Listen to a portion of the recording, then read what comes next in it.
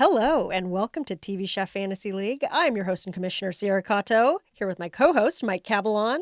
If he is out today, and maybe might be out for a little bit. We don't know. We don't know. He's an elusive man. Stay tuned. But particularly we today, see him we for confirm. exactly 1 hour a week, and other than that, he might not exist. And what a glorious hour it is. But you're right. We don't know too much elsewise, except for what he posts on social media, which is also it's a lot. That's good. We know he's alive. That's good.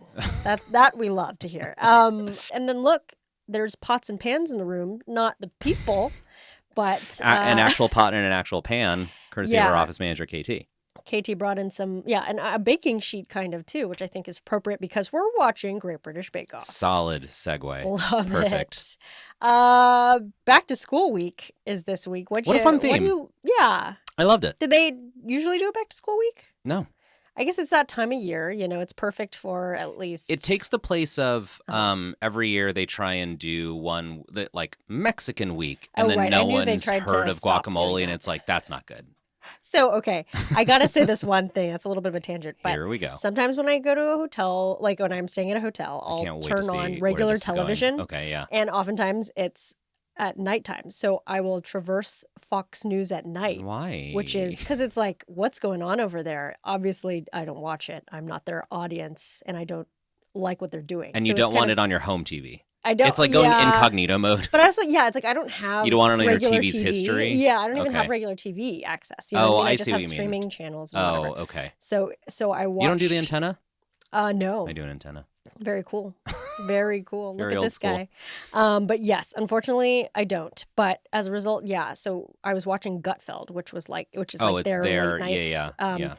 And it was around the time, this was a while ago, when they were starting to move away from Mexican Week in baking shows. So they were like, maybe no more Mexican Week, or like, remember they did pandas and it was like Japan or whatever. Japan Week. It was Japan Week, and then somebody did Chinese things or something. Yeah. Okay. Also, Paul Hollywood doesn't like matcha.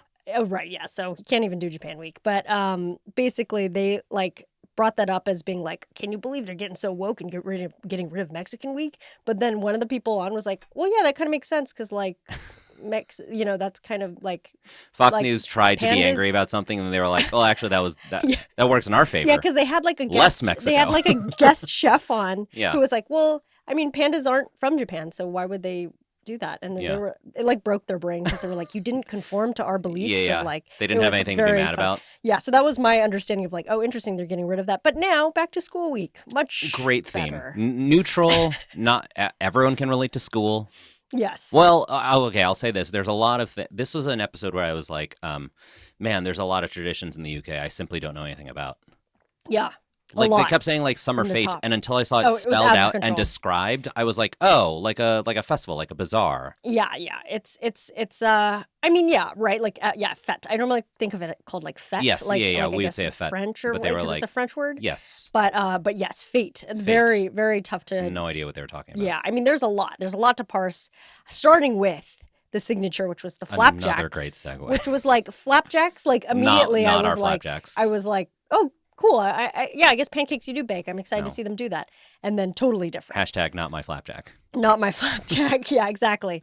But basically, this one was 2 hours to make 12 identical flapjacks with classic OD base, but also an extra filling or topping. Style of flapjack?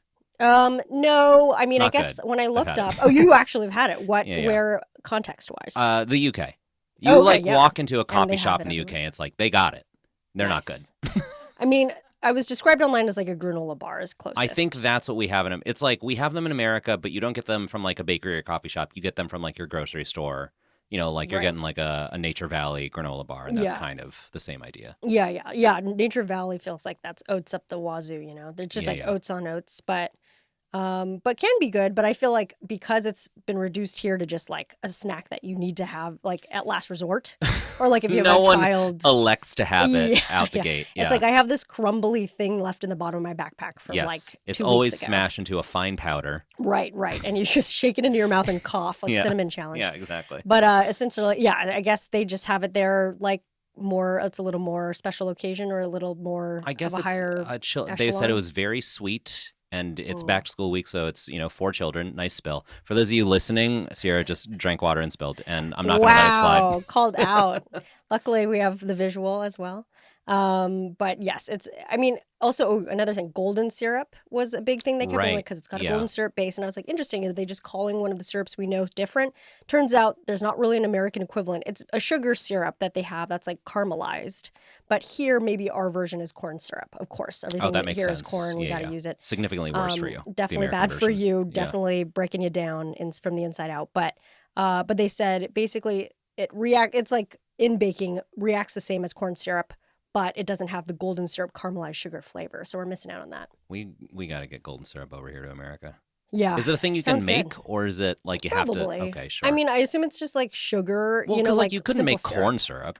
Corn syrup is a chemical. You know what I mean? Interesting. I assume you can because it's probably like doing a simple syrup with like a different ratio or something. Yeah, I would have to. Yeah, you can caramelize sugar, and sugar is syrup. Yeah. It's all the same thing.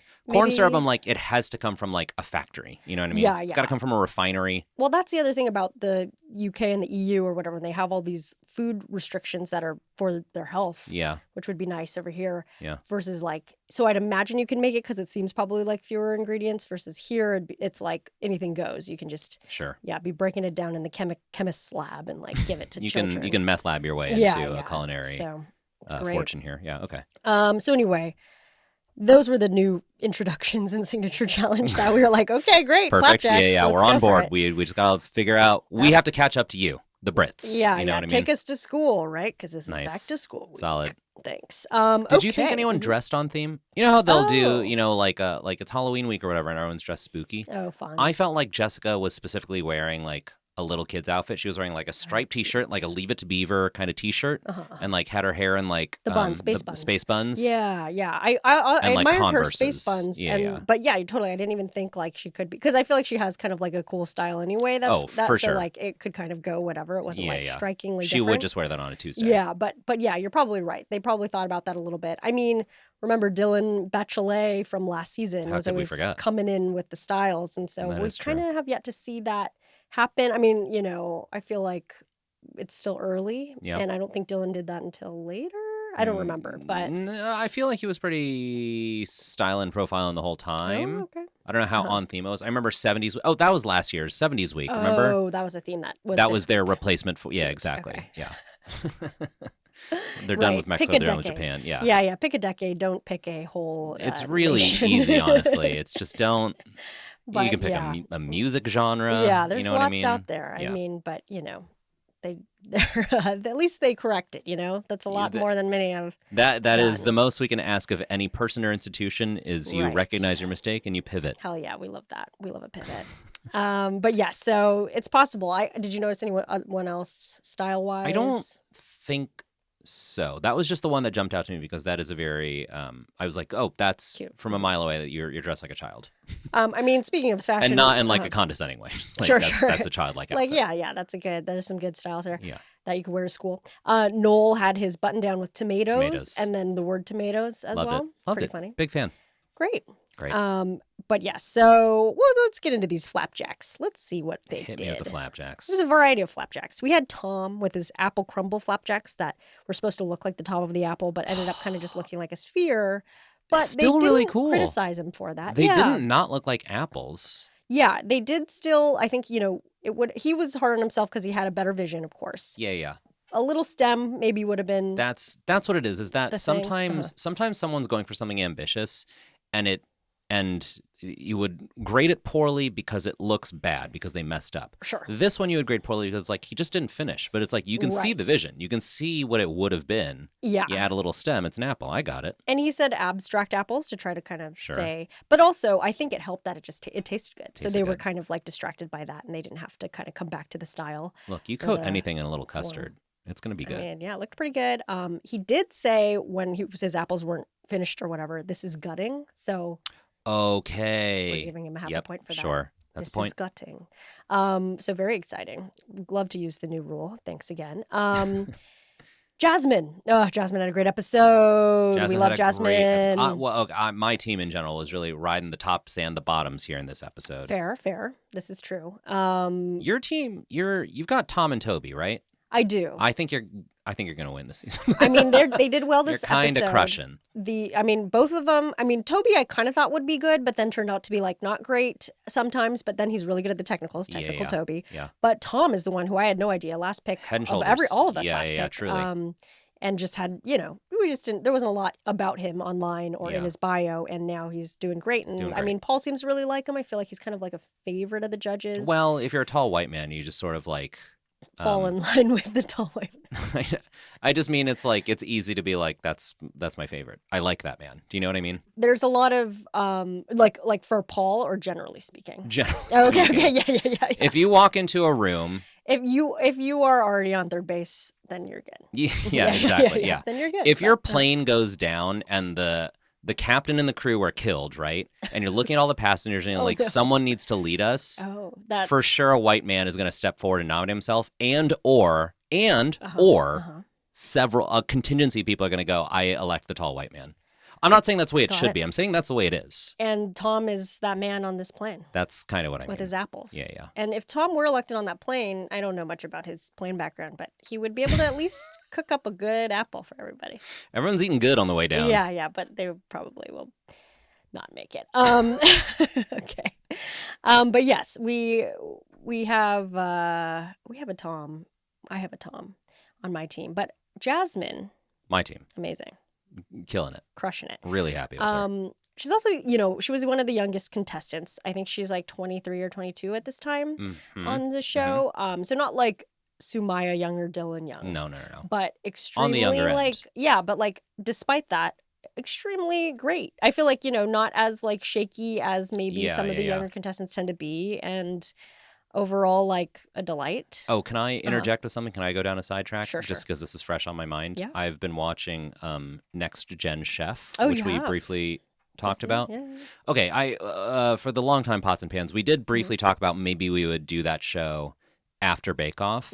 But I also think it's hard for us to cover a show that is in its first season because we wouldn't know how to score it. Sure. So I just made an executive decision while I was at home, and I was like, I'm just going to watch Next Gen Chef. Oh, right. And, maybe we still will do it after this, and I just won't participate in the draft. I'll auto draft or something. Cool. You know what I mean? Yeah. But it is interesting because all those chefs are under 30.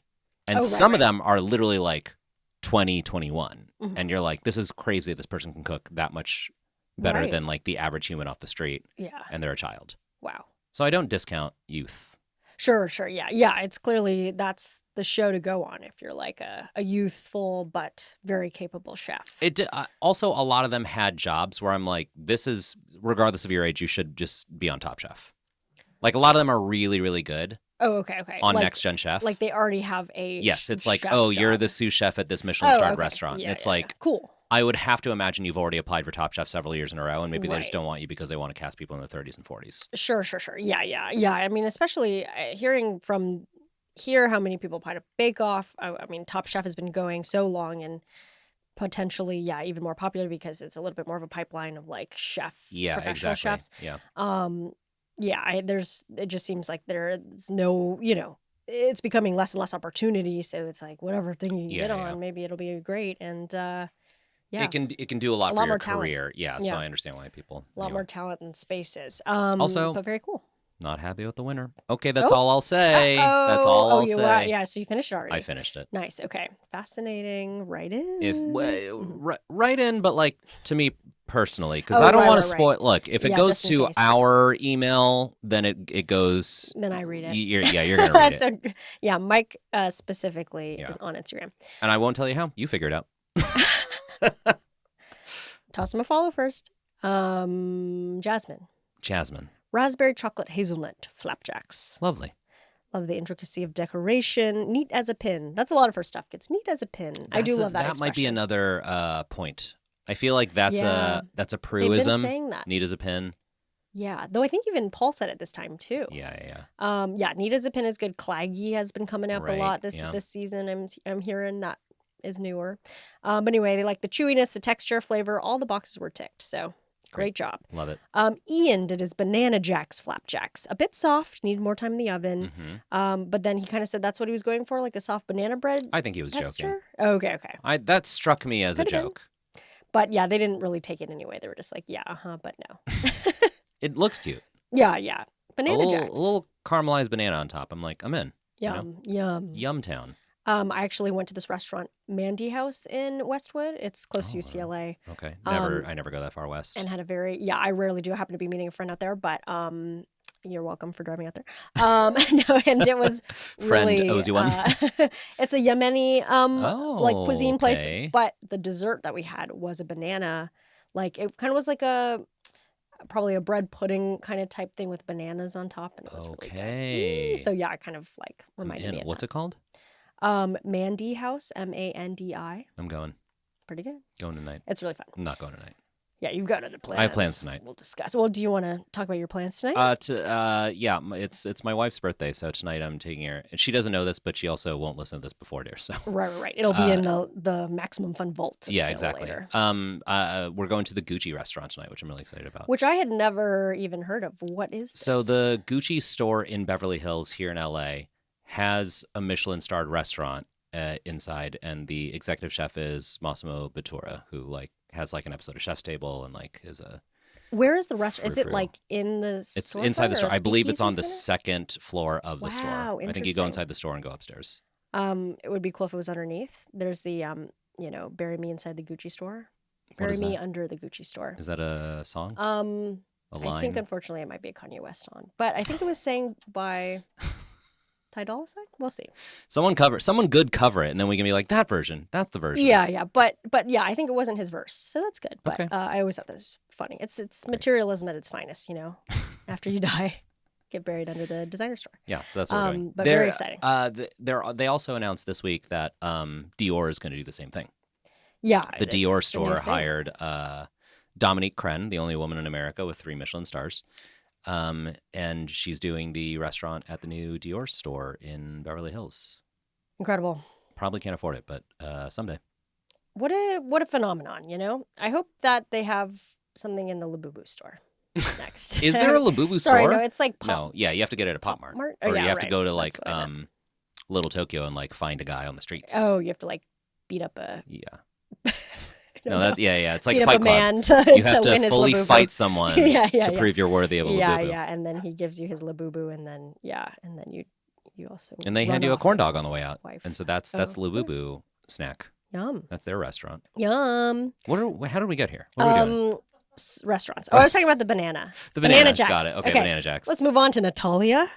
She did her first day Flapjacks, boozy Flapjacks. Ooh, she was saying don't give this to the kids or else they're going to be boozed up. I say give it to the kids.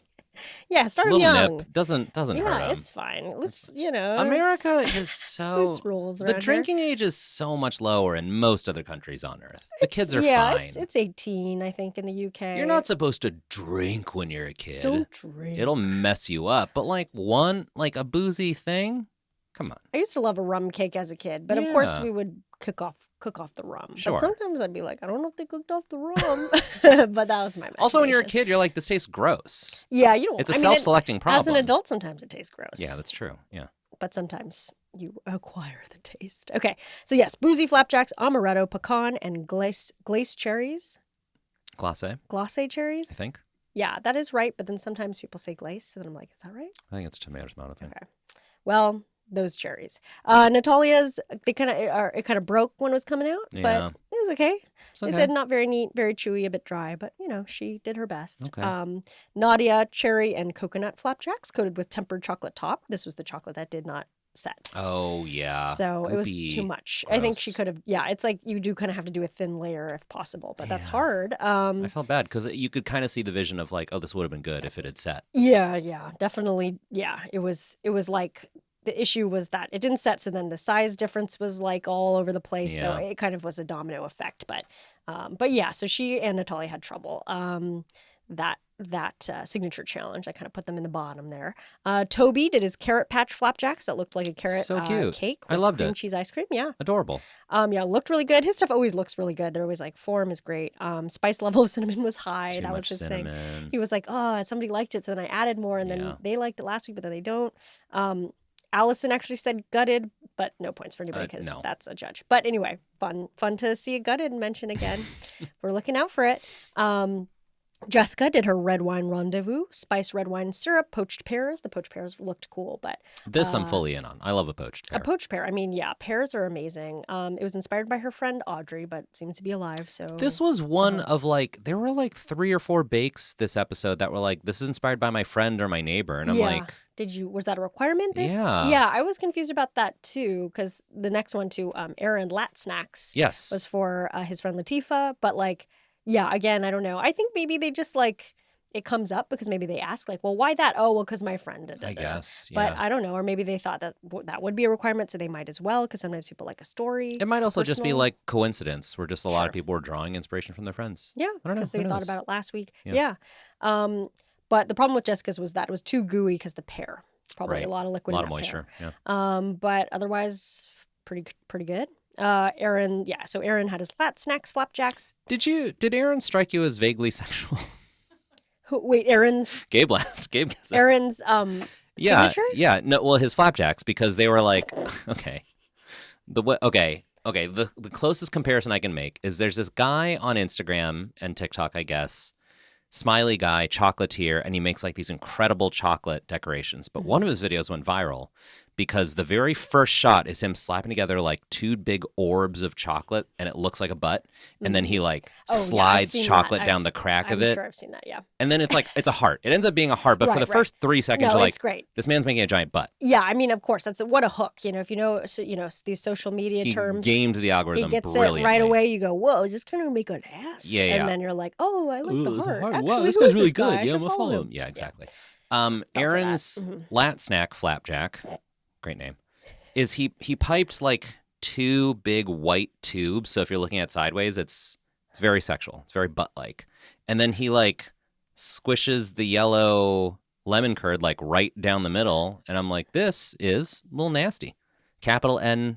Obscene. Miss Jackson, if you nasty, you know what I mean? That's funny. I guess I didn't see it. Maybe I missed that. Maybe I'm a perv. I could have been looking. I could have been looking down, taking notes. I just saw after it was sort of like squiggly, right? Or it was like back. Wasn't it more like a S shapes or no straight lines, straight.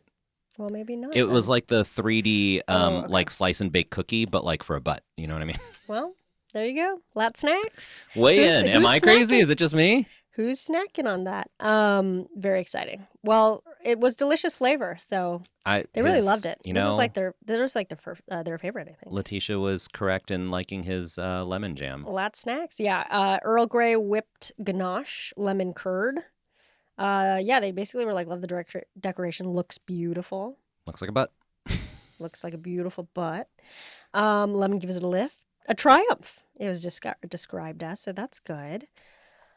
Leslie was last with her Dan's, again, another person, Dan's Cherry Bakewell. Dan, her neighbor? Neighbor, yeah. But again, seems to be alive, so I didn't award any points. But Dan's like named after a guy again. He just really likes cherries. But he loves it. Sure. Shortbread base, cherry jam, and glacé cherries.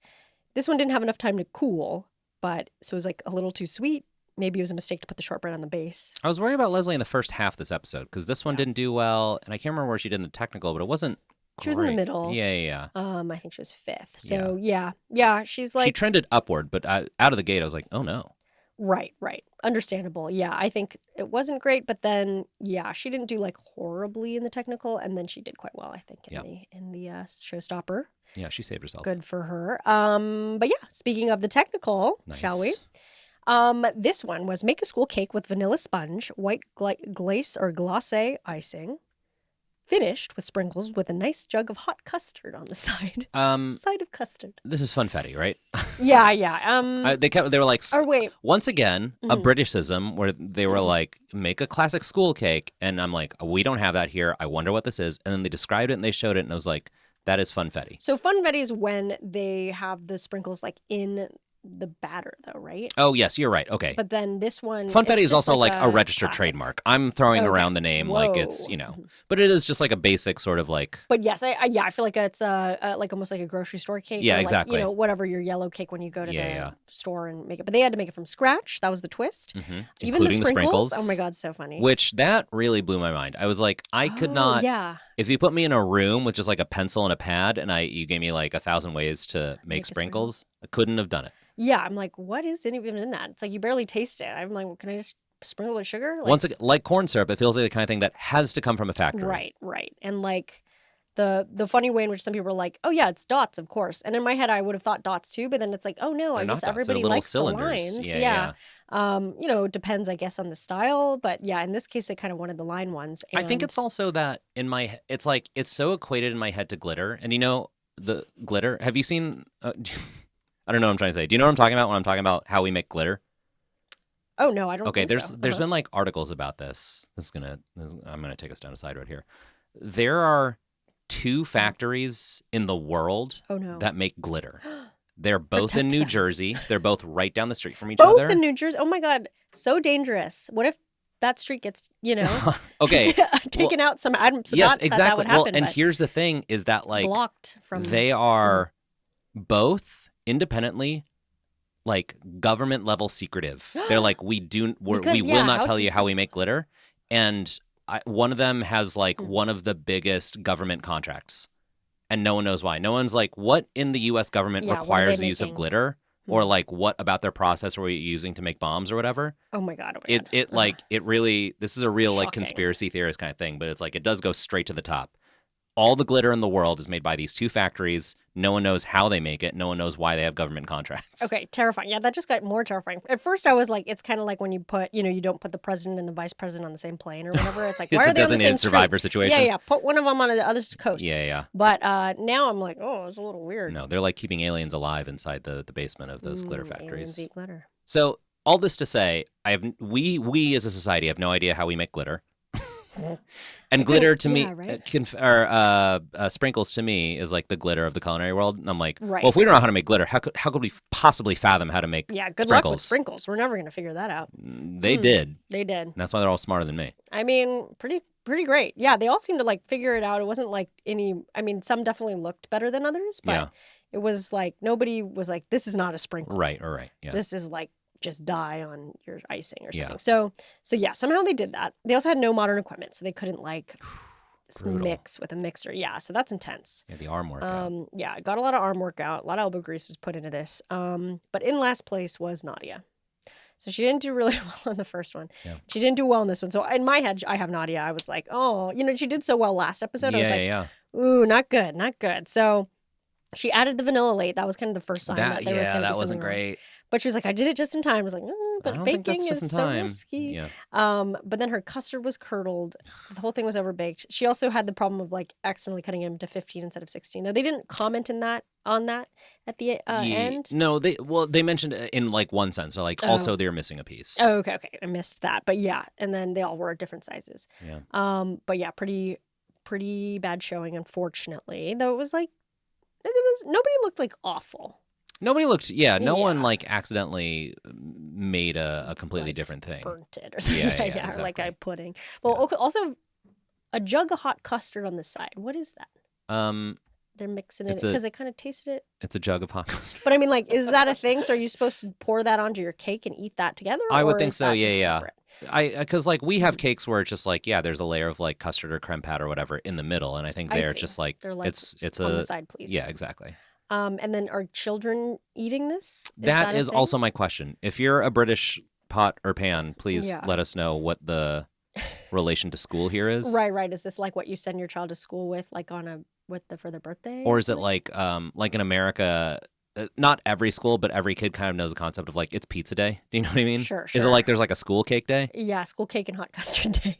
Allison also had the bit of like handing out milk, and I was like, is that a British thing? They just hand out little milk bottles to everyone? That was cute. I mean, we also have milk for school kids, but the glass bottle, I'm like, that's so quaint. I mean, that's very beautiful. I mean, I'm sure they had that a long time ago. They should have it because plastic isn't so good. Now we learned. But okay, did you have this in school? We had plastic bags that were just milk bags, and it was the worst design ever. Okay. I'm picturing like a Capri Sun bag. Yeah, but worse. So it was almost like if you filled a Ziploc bag with milk and then said, poke this straw into it, but don't poke it through the other side because then it's going to spill everywhere. Every day at lunch. Every kid spilled. Everything was exploded everywhere. Because I couldn't even do that as an adult, and let alone like a kid. Like, what a terrible idea. Horrible idea. And like, and the poor like janitor just probably had to clean that every day. Where did you go to school? Just walking down out the street from here? Weird. Kind of. Yeah, it was like, yeah, I don't know why they did that. Oh wait, no, this was probably high school. Yeah, high school. Or no, this was, but anyway, it was all bad. I don't know why they had these bags of milk. It's like, at least do the carton. Yeah. Paper carton. I think they might have changed it to something, but I don't know. It if was you're going to so dumb. sell a it was like a bag bubble of milk, I think kid is the worst demographic it was a bag, to sell I know. to. And also, yeah, it's just like you poke in, just, if you poke one side, yeah, it's horrible. It's like if you made a boba out of just a bag. It's like what you you're describing top, makes me think that like it's like handing a water balloon to a kid and being like, be careful with this. No, that was it's a water balloon, bro. They did chocolate milk. They did white milk. Wow. Anyway, you said that with a cadence as if there were going to be 12 other milks. Yeah, and they you did. stopped at white milk. But anyway, so I haven't discovered anybody else who had this milk bag I've never heard of phenomenon. this in it's my just life. A horrible idea. So anyway, we'll revolt against that if that ever comes up again. But yes. So back to this technical. Oh yeah, 8th was Natalia. So again, Nadia and Natalia like really pulling up the rear on both of these. She was just too heavy on the icing. Jessica was 7th. Then Tom, his like slouched in the middle, I think. Oh, or was yeah, that yeah, Toby? that little. Oh, see, It's one of those I got guys, the I'm sorry. the Sorry. name. They're The both on my TO team. names. They're both on my team, so Yeah, they're yeah. kind of all the same for me. But Okay. Leslie was 5th, so she was squarely in the middle-ish, kind of out of 9. Toby was 4th, so no placing for Toby. I think this might be his first time not placing because he's been technical Toby. That's saying a lot because we're 4 weeks in now. Yeah, so he better get his shit together again. No, and then Ian was 3rd. Good win for Ian. Aaron was 2nd, who honestly I thought he was going to win because his was so good. Too. Yeah. But Jasmine pulled through, just edged into My first. girl. Perfect. My girl. So another great win for Jasmine. She's doing great at this point. But yeah, it's also nice to see Aaron like do well because I know last week was kind of tough on him. So everybody's turning it around just in time for the Showstopper challenge. Okay, here we go. So this challenge was again the fête of the world. Summer fête. A spectacular summer fête stall display, which is like, what does even this mean? Fête. No. Yes, but like stall I know. too. It's like okay. Yeah. So no, you have a booth at the bazaar. Yeah. And then, but it's made of cake and like Even and when then, I say bazaar, I'm like, I feel like some pockets of America didn't have like outdoor festival type thing. Well, they had it, but it was like it's not like saying state fair where it's like, well, every county has a state fair. You know what I mean? Oh, okay. Yeah. Every school calls it something else, but right. You get the idea. Yeah. So looking up fundraising event. I feel like it's because that's what it was. So okay, I'll read the whole challenge first. So a spectacular summer fête stall display array with decorative themed treats that capture the spirit of the summer school fête. Okay, great. At least one large bake and 2 batches of 12 smaller ones, which is a lot. That's a lot. But anyway, so the summer school fête. So looking up, this is from Straub Froggo on Reddit. Thanks. The ultimate authority on British culture. Yeah. I'll follow Straub Froggo to the ends of the earth. But a school fête or fair is a fundraising thing organized by the PTA. Yeah, of course. You have different stalls where you can play games or buy things. They are usually held in summer and near the end of term. Cute. Okay, yeah. So I know at my school we had a Halloween haunt, and I feel like that was similar. Good. So it was a fundraiser. You could parents would volunteer to make like confetti eggs, and so then you buy that, and then confetti the eggs, thing goes that was to the the school. best. Yeah. That all the proceeds go to school. So that's kind of what I'm picturing. Cakewalk. That was like a fall version. Cakewalk, confetti eggs. Oh, yeah. Yeah. I feel like if you went to a Catholic school, this is like a feast. You know what I mean? It'd be like, it's the Feast of St. Assisi or whatever. Oh, it gets assigned to somebody. Yeah. Okay, very exciting. So, depending on what time of year, you just pick a saint from that day. Oh, love it. Love it. Can you tell them Filipino? Grew up Catholic? Great, yeah. Saint Stromfrogo. No, I'm kidding. Sorry, that's disrespectful. Okay. Wow, the entirety of the Catholic Church is now very much against you. Okay. A lot of ducks. A lot of hook-a-ducks. Hook-a-duck. I was like, do British kids have any other games? Guess not. Because in America, we have so many of the games are the best part. I'm like, I don't care about the food. I mean, I do now as an adult, but as a kid, you're like, let me play the games. Right. Want to play the games. Let me do a ring toss. Yeah. I want to knock some bottles over. Oh, yeah, the bottles. I want to pop a balloon with a dart. Yeah, I gotta know what do I that. mean? Or you shoot the water gun and then it's like Water raises gun. up the clown or whatever. I wanna shoot a basketball. Yeah, a lot of gun related things here probably. There's that thing because like I feel like any like handy dad could build this where you let go of the like a small bowling ball, and it has to roll over the hill, but then stay in that little gap without rolling backward. You know what I'm talking about? Oh, right. That's like that that's like kind of feels arcadey too. Yeah. Or like carnival-y. Yeah, there's so many. Carnival, that's the word I was looking for. Carnival. I feel like a lot of school districts would call it a carnival. They're carnival. Yeah, then that's end of the year carnival. That could be any season too.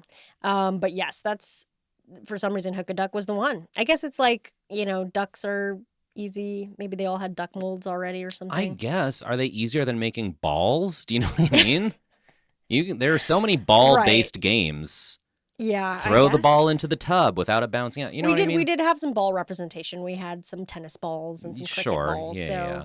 So but in terms of like the classic carnival games, I'm like, no one wanted to make the little like swing a hammer, make it hit the bell at the top of the thing. Oh yeah, do they do like one of those? Yeah. How strong are you? What I'm learning is that summer fates suck in the UK. Yeah, come to America, do a little exchange program with your kids. Get those kids over to America, and they're gonna let those ideas percolate for their adolescence. Come back to the UK and build like a theme park. You know what I mean? Yeah, I mean there are a lot of things that could cross over. Could do some exchange. Thank you for validating me. Yeah, there are a lot of things. So let's see. The first of the Hook a Ducks was Tom's. His was called Cocknole. I don't know what I was referring to. I think Cocknole has to be it because they they played a game where Paul Hollywood like took one of his little coconut balls and threw it at the other ones, and they're like, "Yay!" It that bit in SpongeBob where they're like playing a game but no one knows what the rules are. It felt like that where I was like, I don't know what is happening right now. Yeah. I guess so. Well, okay, so I googled Cocknole, and it's like a geographic place. So in the UK, so maybe that's where he grew up and went to school. I don't know. But I want to know what their little like sky bocce game is. You know what I mean? They were throwing a thing at a thing, and I was like, I don't know what this is. Right. It was like, throw that coconut there. The cultural divide between America and the UK has never been bigger than during this episode. Of course, wait a second. That coconut thing, I feel like I've seen that before, though. Like a little like walnut-sized thing on like an egg stand, and then you pick one up and you throw it at the other ones. Coconut Shy is a traditional British game frequently found as a side stall. Okay, so it is British. Okay. Coconut Shy? I swear to God, I've seen this before in like I've never like seen it in person, but I know I've played this like a mythical creature, like on a Flash game. Oh, okay, you know what I mean? Yeah. So, which would make sense. Wait, this is a Neopet? Okay, because I remember the Neopets like something games. Like that. I'll count the potatoes. Interesting. Yeah. Have we not talked about Neopets? I guess not. Are you a Neopets? Were you a Neopets kid? Yeah, I was big. I was big. Yeah. You gotta do it. You gotta do it. It's how you grow up in this country. Big omelet all day. Yeah. Omelet, money tree. Oh, collect that interest, baby. Oh boy. Getting a high just thinking about it. But yes, I feel like there was something related, like throwing a coconut, and it might have not been Neopets, but it might have been some sort of Flash game adjacent that I was like, I remember, and it being very difficult, and it was something about throwing coconuts. So maybe that's what it is. But apparently, Coconut Shy, which again, I'm that sounds like a familiar name. Spell Shy, S-H-Y? Yeah, S-H-Y, but it says or S-H-I-E. Okay. So I think that's what he was doing with those coconuts. All right. Yeah, pretty fascinating. You were really a cultural episode. I'm really learning a lot. Yeah. I feel immersed in British culture. Thank God for that. Okay, so yes, his Hook a Duck was a red velvet cake. He also had those creme brulee petri dishes, which looked really great. That was so smart. Kind of a weird combo of things to present all at once. Sure. He was like science, and then he did the bubbly purple thing, which I'm like, well, he got that. Looked cool. I mean, yeah, it was cool. Not cohesive. But it was like, well, how come everybody didn't get like dry ice? I mean, it's great. But if you gave me a petri dish creme brulee, I'd be like, this is awesome. Yeah, I mean, that looked so cool. It's also disgusting because if it's like you're eating a petri dish, like that's disgusting. But it's weird conceptually. You're like, I'm gonna get like a Ebola. It's weird conceptually, but it is playful. Yeah, I mean, gotta love it. Had those flasks bubbling up. Yeah. They said the buttercream was delicious. The one complaint was the coconut was like liquidy inside, and that wasn't what you could wanted. See it. They cut open and it just bled out. Which, hey, to be fair, that's what a coconut does. So it's very true. He should have just said I was going for a real coconut. Yeah, realistic because this is science. Yeah. And I'm not going to lie to the children. And drill into the top of it. Exactly. And then get a little straw and stuff. Yeah, exactly. Okay, so next, another Hook a Duck game was Jasmine. Hers was just called My Favorite Game. So she had Hook a Duck as a sponge cake with orange and elderflower. She had rosemary pretzel rings. Those were really cool. Ring toss, great. So they threw those. Okay. They looked beautiful too. And then hopscotch biscuits, which were neat as a pin. Great, love it. So also during the Showstopper bake, she helped Ian hands-on. So got a point for that. Oh, also, I have to pull for this because he's on my team. Ian brought his own oats for the Flapjack challenge. Oh, cool. Okay, yeah, did not catch that. Because he said like Irish oats, of course, and then I forgot exactly what he said, but he said something about like bringing it to the tent. Okay, well then, Irish oats, sorry. Okay, great. So half a point for that. We'll make sure to add that at the end. Thank you so much. Remind me if I forget. But yes, very exciting. So those are some side points. And then, as you just said, he was helped during this. Yes, by Jasmine. So that's Jasmine. a point there, a whole point.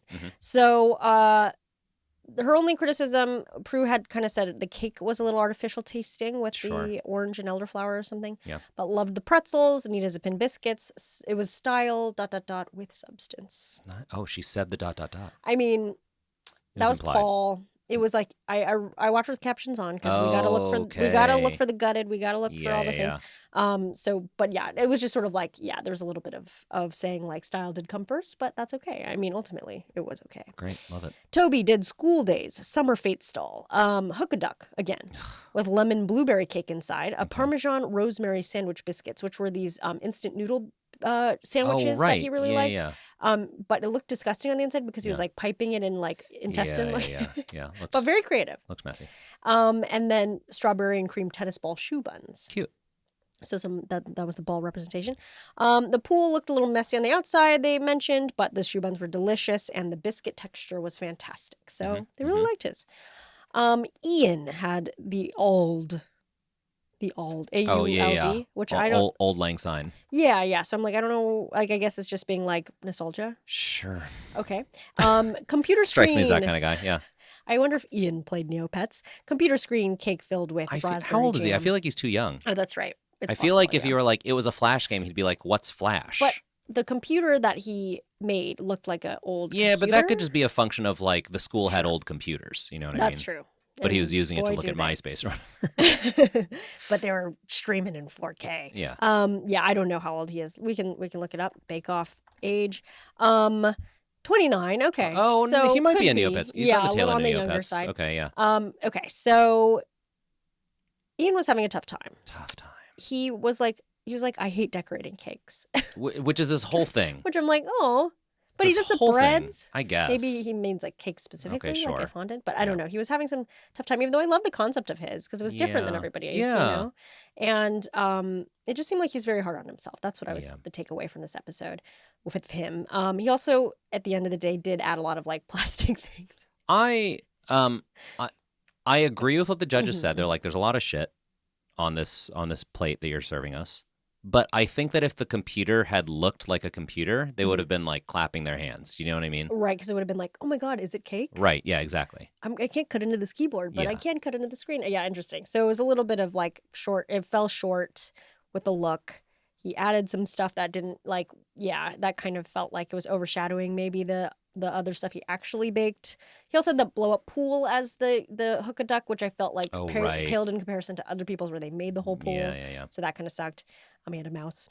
But, and then I guess the buttercream was gritty and the chocolate and lemon meringue were like sweet. That's a bummer. So yeah, a lot of things, the flavors weren't hitting and the look was not hitting. So yeah, but you know, we'll talk more about him later. Aaron's been on top, like kind of, is doing great. But this one did kind of draw back him a little bit. So 4-Hour Relay Bake Edition was the title of his. He went with this like big orange caramel giant macaron stopwatch in the middle. And then he did cricket balls and tennis balls. So kind of like a sports related thing. That was cute. But like, they're like, it's a bit flat because the macaron being the main thing, that is flat by nature. And then everything was a little untidy. But they always love his flavors. They're like, you're good with flavor. Yeah. The buns were a bit underproofed, which he kind of called because he had to like rush. But he had to serve it. Yeah. Yeah. So yeah, and then Natalia, who again has been kind of lagging here, so she has to really pull through. Rucksack Memories, she did that backpack thing or the knapsack thing and was so it looked cute. Great. It was amazing. It was one of the best looking, I think. She like decorated the stuff coming out of the pockets on the outside. I was know. like, that's so intricate. So hard to do. Yeah. But yeah, so she did this citrus curd filled backpack cake, apples, shortbread pencils, shortbread like pencil biscuits. Cute. She, though, is not familiar with the fate because she grew up in Ukraine. Makes sense. Nor am I. Yeah, none of us are. You and me both, girl. So she was, like, I think just doing, like, the school thing and knocked it out of the park. They loved the bag. The curd filling was zesty, soft, and a well-baked sponge, and the apple texture was spot on. So it was all really delicious. Yeah, nailed it. And she actually made the apples that I feel like kind of were like Tom's Flapjack apples, but she made them as shortbread. But she puimoned herself. She really like saved herself at the end. She puimoned herself out of the bottom. Yeah, we love it. And hopefully she won't puimon herself next week out. Ultimately, it didn't work out. But okay. Next was Leslie. So she had her happy memories of the 70s. Illusion bake that looked like a meat pie. Loved it. Walnuts, brownies, apple shortbread biscuits, and meringue lollies. She did mention her dad loves meat pies, so she makes them or like loved meat pies. But then it's not like a dedication to her dad. I didn't get that feeling, so I didn't award any points here. Okay, that's fair. But she just was saying, because they were like, do you make meat pies a lot? And she's like, well, my dad loved them, so yeah, I made them for him. But anyway. Okay. So no points. Yeah, so unfortunately no points. I don't even know if he's still with us or not, so who knows. But anyway, they loved the nice coffee and walnut flavors. It looked really charming. The meringue lollies were really well baked. So yeah, she really did great here. I mean, Leslie's been kind of always middling or kind of maybe struggling, so I feel it's nice to see her come out on top. For sure. And then finally, not second to last, Nadia, who did her traditional bake sale. Again, Nadia's been struggling this episode, but she did a lemon curd giant vanilla cupcake. So she did that big cupcake, a vanilla sugar biscuit in pencils and books, and then brownie filled burger biscuits. And that was kind of the burgers. I want that little brownie burger so badly. Cute. I know. I loved it. And like even the buns were like sweet. So it all looked amazing. Where she did a couple like donut things.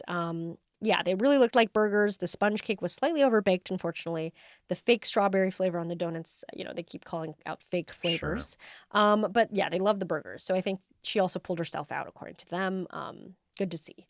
And finally, Jessica. Prehistoric Pantry. It looked so cool, the concept. I was drawing, so excited. I was like, this is going to be amazing. And like the dino coming out of the book, very cool. Who she named Derek the Dino, very funny. Dino footprints, which were shortbread biscuits, a chai whip ganache dino eggs. I mean, who doesn't love the concept. Yeah, love the drawing. She just had a bad day. Yeah, the main thing was that sponge was taking too long to bake, so it was gooey, and then she had to improvise, and that kind of messed her up. And then she was saying like she couldn't start on anything else until that was done. It wasn't done. I don't know what happened. Yeah, and then as a result, they kind of found it underwhelming. It didn't really pop. The texture was wrong, and the flavor was bitter. Yeah. Biscuits were a bit soft, so they needed more. So yeah, unfortunately, everything fell short there. And she wasn't doing so strong throughout the episode that it could save her. So when we get into the deliberations here, basically, this was a little confusing. So when we went into Showstopper, they were saying like Erin, of course, Jasmine. Mm-hmm. But then they said Erin was in line for Star Baker, but has certainly dropped down the order. So now, and then they mentioned Jasmine, and then they say Tom and Toby. I would say those are the three who should be in line for Star Baker. That's what I said as well. So Jasmine, Tom, and Toby, and unfortunately Erin is no longer in line for Star Baker, so doesn't get a point there. I agree. In trouble is now after the Showstopper, they list Ian, of course, with his computer, and Jessica with her dino. This hurts because they're because they're both on my team, but B, because they're both such likable personalities on the show. I'm like, I don't want either of them to go. I know. They're such fan favorites and are strong, have been Jessica, strong. As a reminder, one of our Pots and Pans wrote in and said everyone in their league that they're playing with at home agreed to share Jessica because they all wanted Jessica. Yeah, obviously. Yeah, definitely a favorite from the start, was very strong. This was just a tough day for her. And then unfortunately for her, Nadia and Natalia, who were in trouble, did knock it out of the park with their Showstopper, or knock it enough to take them out of being in trouble. So it was basically between her and Ian did pretty much fine on the others. It was just his last thing, Right, yeah. And he even placed in technical as third. So between the two of them, unfortunately, Jessica does go home. Huge bummer. But Star Baker goes to Jasmine. 2 in a row. I'm doing great. I'm on top and bottom today. Sure, exactly. So you win some, you lose some, literally. But yeah, Jasmine, it's her second time in a row, so it's a pretty big deal. She's proving to be quite consistent. But the parting, words from Jessica is like she had a great time, and this was going to be her last year to apply. So I guess she was going to, she applied a bunch. And I didn't know what she meant by that. So there was some confusion on Reddit about that. I think what it was and what I gleaned from it is like you apply a bunch and then you're like, man, this is like my 8th time applying. I think I'm done after this. Or like I'm reaching around number. A self-imposed. Yes, exactly. Okay. I don't think it's like you can only apply 10 times. Well, yeah, I didn't get it that way. Okay. I think a lot of people on Reddit were like confused too, but everybody was like, I think it's just her own. Sure. Yeah, her own Okay, that makes sense. But anyway, so she got on and obviously it worked out well other than this episode. And then Ian is spared and drops that next week is chocolate week. Exciting. Pretty cool. So okay. Points. What an episode. Points breakdown. I have some corrections because Judy, who one of our pots and pans, Judy, thank you. I believe that's her name, shared us on a spreadsheet that she's using as her scoreboard. Wow. And I will say it really inspired me to revamp our scoreboard because, I was kind of toggling between different sheets and like it was, it'd become tricky if we were updating stuff. But now I used basically her template, but then made some of my own changes to make it even simpler because I'm just checking boxes now and it tallies it for me. Perfect. So anyway, as a result, I don't know. I think in the confusion of doing some corrections on the fly while we were recording, I made some, errors here and there. But overall, so this will be the definitive correction. Yeah, overall, hopefully. And then what's nice is because you shared us on your spreadsheet, thank you, Judy, it kind of, because she also tallies for us, which is like so awesome. So I can kind of check against hers. And obviously we might make different calls. Like I don't think she got the Ian bringing his own oats. So like it might differ between us and that's totally fine. Okay. We make our own decisions, but it's just nice to have like somebody and like, oh yeah, right. That person did cry. Okay, good. Great. I thought they cried or whatever it is. It's nice to have a smarter kid in class who you can cheat off of. Exactly. So thank you. Yeah. Who directly lets me cheat off of her. So I appreciate that. And yeah, so at this time, I can't really figure out exactly where the discrepancies were. Okay. But I know at this time, before the back to school episode, we were, let me see, actually, let me minus some things. Uh-oh. So that. Minus some things. Well, I'm going to reverse the totals back to the bread episode so we can kind of see where we were at. Pins and needles.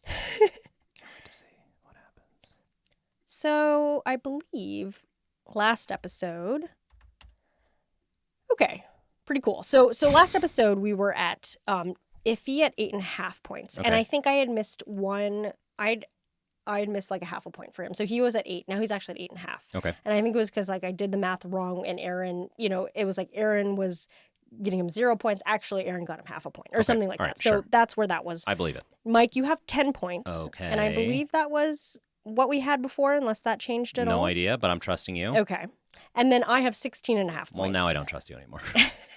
That's insane. That's impossible. And I think that was, I was missing something. And, that can't be right. And it went up by like 1.5 points or something. I think you should minus from yourself.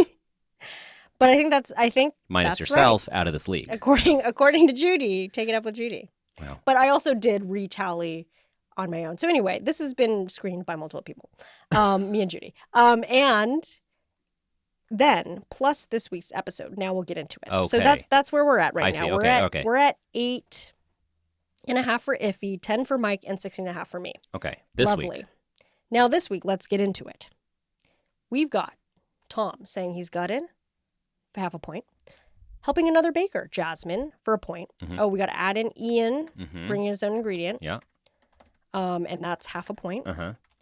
Then we got a technical third for Ian, another half a point for him. We got technical second, Aaron, for a point. Jasmine winning the technical for 1.5 points. There we go. Then in line for Star Baker, we've got Jasmine, Tom, and Toby for a point each. Star Baker winning, Jasmine. That's 2 points for her. I really think you still got some healthy points here, though. I did. We'll see. So okay, now going back in and let me just I'm gonna show the you're gonna show the camera the new situation well, here. That is it's pretty great. Color coded and beautiful. It's color coded, but my favorite part is I've added some check boxes, which basically when I tick it automatically adds. So then I don't have to actually I typed 3 instead of 4. Yeah, okay. Yeah.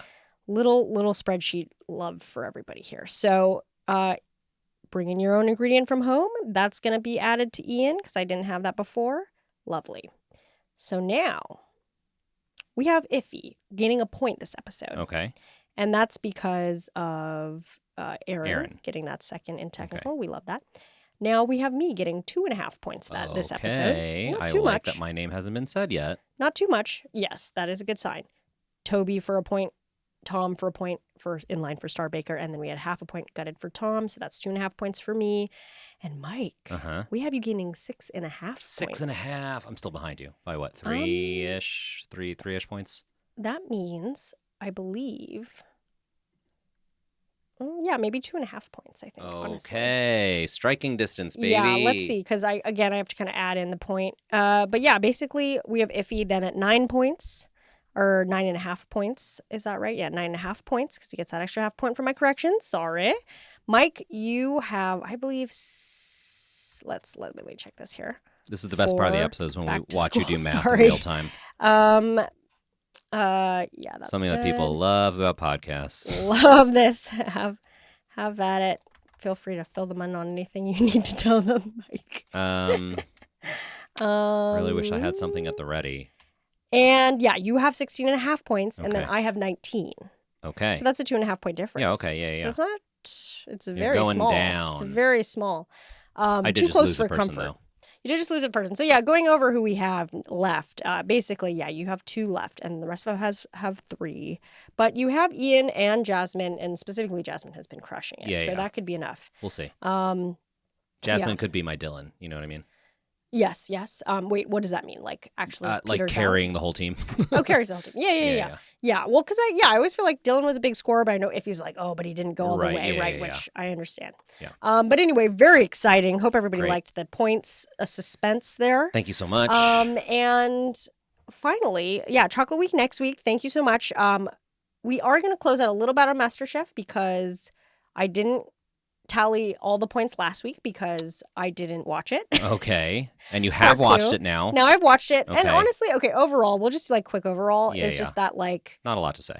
No, I understand Reddit's very upset that Jesse and Jessica won and it should have been Tina and Yvonne and all this. But when they did talk over in the deliberation, it was clear that the errors that Jesse and Jessica made, probably were smaller because they were so ambitious with the short rib, even though the short rib wasn't cooked well. And then Rachel and Julio just kind of, unfortunately, it was too many errors across the board, including This is what I was saying last week. They messed up every course. Yeah. As much as I like them as people. Yeah. So that was a bummer. But Tina and Yvonne, even still, they did nail a lot of it, but there were still some errors. So it's almost who has the least errors, I guess. I said this last week. Everyone had inconsistent proteins for the mains. Right, yeah, because I guess the salmon, too. Everyone had a great dessert. And when I say everyone, I'm discounting Julio and Rachel because they didn't. But between the 2 remaining teams, good dessert, middling entree, and when it comes down to the appetizer, they weren't impressed with Tina and Yvonne's because it was kind of just a shrimp salad. The way that they, in the episode, talked about the short rib, though, was, so critical, and, Jesse and Jessica took it so hard that I feel we were expecting that to be that's it. And your entree, no way. Right, you know what I mean? Because they were this better be soft, otherwise it's over for you guys. And then it was, actually, it was, still pretty good. But I do think then they took it hard and they're it is what it is. Yeah. But it's funny, the Jesse and Jessica haters online are pretty funny. Okay, so because they won, Iffy gets 3 points. So I think that leaves our totals at me at 9 points always, Mike at 18, and then Iffy at 25. Okay. Just in case you cared. But we knew that was if he officially wins MasterChef yes. and you officially have to cook for a professional chef as a punishment. Yeah, great. First time I lose, I get the first punishment. We love it.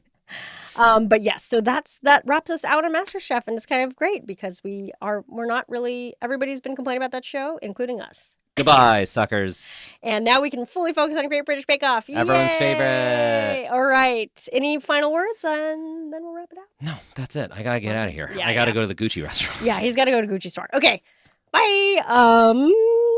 I'll read us out. If you like this podcast, share it with someone, please. But also, please go to MaximumFun.org/join, where you can support us for as little as $5 a month. We appreciate all our members. It really helps us out and keeps us going.